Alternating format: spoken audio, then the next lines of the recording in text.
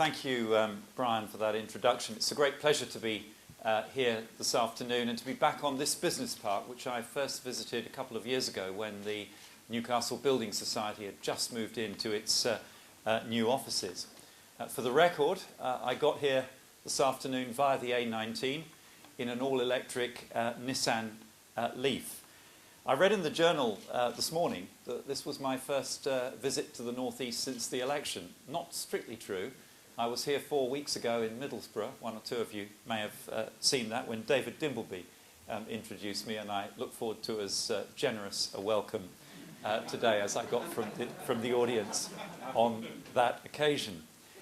What I'd like to do this morning, if I may, is take the opportunity to address you at two levels. Of course, you're all people with a vital interest in the North East and you want to hear about things that are specific to the North East, but you're also business people with a crucial interest in the economic recovery of the UK, and I'd like to talk to you a little bit about the broader economic position that we face.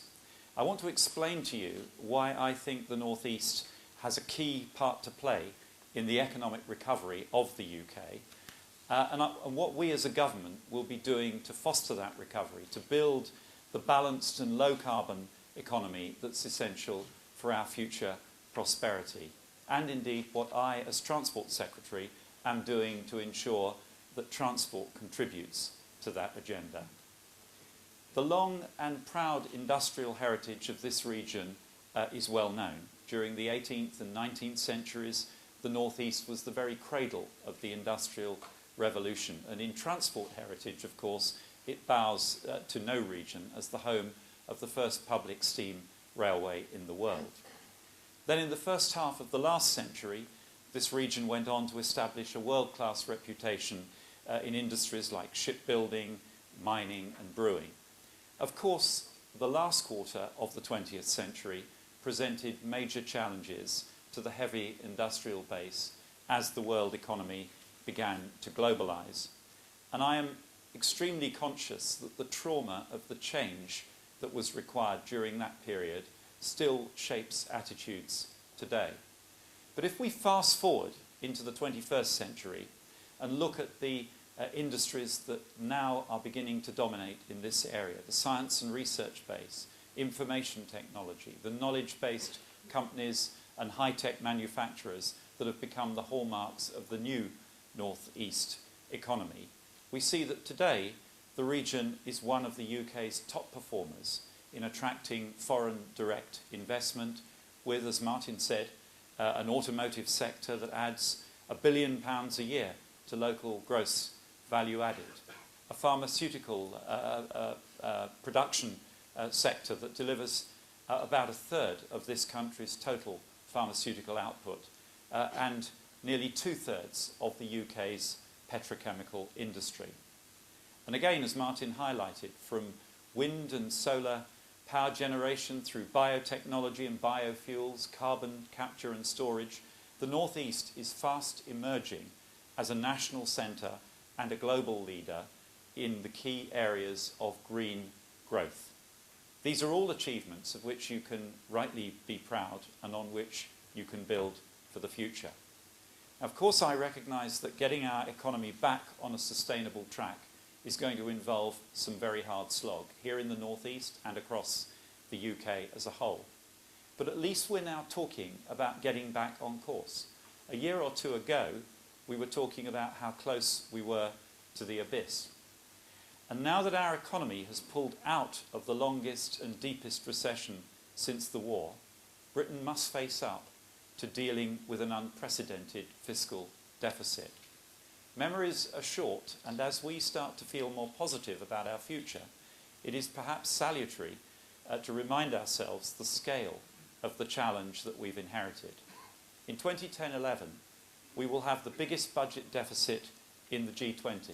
Every single day, we are adding £400 million to our national debt.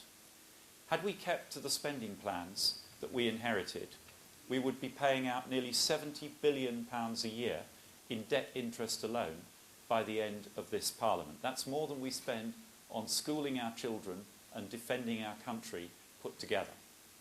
Letting those debts carry on rising would have led to higher interest rates, would have undermined confidence in Britain and put the recovery at risk. If we were now where Ireland is, paying interest rates 6% higher than the UK government gilt rate, we would be looking not at £70 billion a year of debt interest, but more like £180 billion a year, or 12% of our GDP. So we had to take tough decisions to get the deficit under control and to keep interest rates low. By cancelling £6 billion worth of planned public expenditure this year, by setting out in our emergency budget in June an ambitious 4-year plan to eliminate entirely our structural current deficit and get debt falling as a percentage of GDP. And a month ago we delivered the conclusions of the spending review, with firm and fixed spending totals for each government department for the rest of this Parliament, and far-reaching reforms to welfare and to our public services. Already we are seeing the rewards. With our AAA credit rating status confirmed, Britain has become something of a poster child of the bond markets, collecting accolades from economic and business organisations alike. The Independent Office of Budget Responsibility projects that we will have falling unemployment, rising employment and positive economic growth in each of the next 4 years. And there was more good news yesterday, with national employment up nearly 170,000 net over the last quarter, despite public sector cutbacks. And in the northeast, an additional 47,000 people are in work compared to a year ago. Fiscal consolidation and the confidence that discipline in the public finance brings has been a necessary condition for Britain's recovery, but it is only part of the story. Our challenge now is to build on the foundations that sound public finances provide to secure the private sector investment and with it the growth and the jobs that will drive our prosperity in the years ahead. Building a strong, competitive economy for the long term while delivering on our climate change targets. Critically, the Chancellor made clear in his budget speech that infrastructure investment will be a vital part of our approach. We are determined at all costs to avoid repeating the mistakes of the recent past, spending too much but investing too little. And we will not repeat the mistakes of successive British governments by trying to fix the public finances by slashing capital spending. That's why we have taken the tough and difficult choices to tackle waste, to tackle inefficiency, and to tackle head-on the need for welfare reform in order to protect infrastructure investment in science and technology, in power generation, in skills, but above all, in transport, demonstrating the Coalition's commitment to prioritising the projects that will put Britain and this region back in the game. So over the next 4 years, we will invest £30 billion in road, rail and local transport projects right across Britain, more than was invested in the last 4 years under the Labour government. Our plans for a high-speed rail network lie at the heart of the Coalition's strategic transport policy and our plans to rebalance and rebuild Britain's economy. This ambitious and exciting project would allow the economies of the Midlands and the North to benefit directly from the global pull of London, tackling the north-south divide in economic growth rates more effectively than half a century of regional policy has done, as we expand labour markets, merge the travel to work areas of our major conurbations and provide better connections not just to London but between the Midlands and the North as well. Journey time between Newcastle and Birmingham would be cut from 3 hours to around 2 hours and 20 minutes. From London to Leeds, journey time is reduced to 80 minutes. In short, high-speed rail would deliver transformational change to the way Britain works and competes in the 21st century. in many respects, as profound a change as the coming of the original railways delivered in the 19th century and the advent of the motorways did in the 20th. So since we came to office in May, we've pressed ahead with our plans. At the beginning of October, I announced that our preferred option for high-speed rail north of Birmingham was for two separate corridors, the Y option. One direct to Manchester and then connecting onto the West Coast Main Line, and the other to Leeds via the East Midlands and South Yorkshire, connecting onto the East Coast Main Line south of York, to deliver improved journey times to the northeast and to Edinburgh. And in the next few weeks, I will launch the detailed proposals that we will consult on in the new year, which will include a preferred route between London and the West Midlands and a corridor preference to Leeds and Manchester.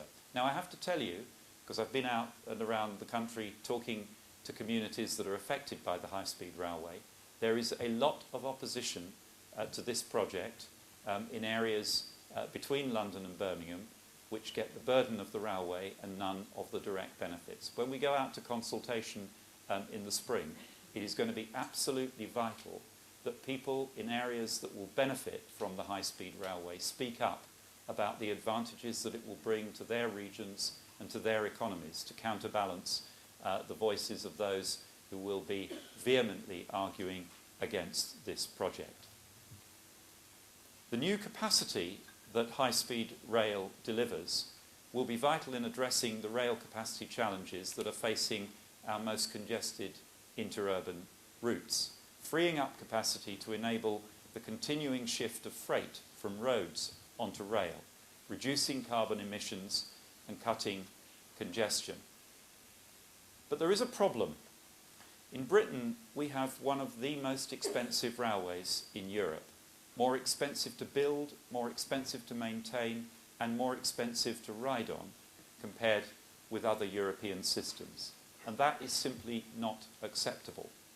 So we will review and reform the way the rail industry functions, the way Network Rail operates, and the way franchises are let and run, building on the work of Sir Roy McNulty's Value for Money study to drive efficiency in rail investment and operations so that the railway can play its crucial role in delivering sustainable transport for the future and offer a fair deal to passengers and taxpayers alike. Now, I want to say something about the Intercity Express programme, which would provide new high-speed trains for the East Coast and West Coast main lines. The East Coast and the Great Western main lines. I recognise how important this project is to the region, and as many of you will know, we've been carrying out further value for money analysis on the programme following the review published by Sir Andrew Foster in the summer. We are now considering a revised proposition from Agility Trains, as well as the alternatives to IEP identified by Sir Andrew's report. We will take into account the benefits that Hitachi's proposed factory in Newton Aycliffe would bring to this area, placing it at the heart of the European rail industry and creating hundreds of jobs. But in the wake of Sir Andrew's findings, we must also be mindful of the importance of securing the best possible value for taxpayers' money, and that the commercial, legal and technical case for the decision we take at the end of the process is a robust one. So I know you're eager for a decision, and I can assure you that it has the highest priority within government. I will make an announcement on the future of the programme to the House of Commons at the earliest possible opportunity.